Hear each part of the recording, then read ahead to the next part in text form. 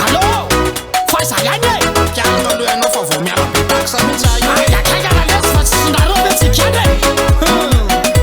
Hanaombony ray Vao mifomaraina de miferinaina, lanja miakatra be ny fiainana do mahalasa saina.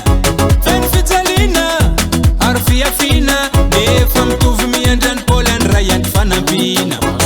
Ny vidim-piainana mialafo, manahirana le mitady sakafo, ka tsy mila kizitina ny avonak'andrana ko hoe miseho sinoa, fa mila miketrika de mipizina ny tanjona mahazo boby. Tsakatsaka ty mitsakatsaka ry, vezivezy de maketsy makaty, mitady an'izay mba hinanana iadina ho fasairanana. Ampysala fiainana tany misik de misy tomany. Ampysala fiainana tany misik de misy tomany. Tany eo lesy zany e!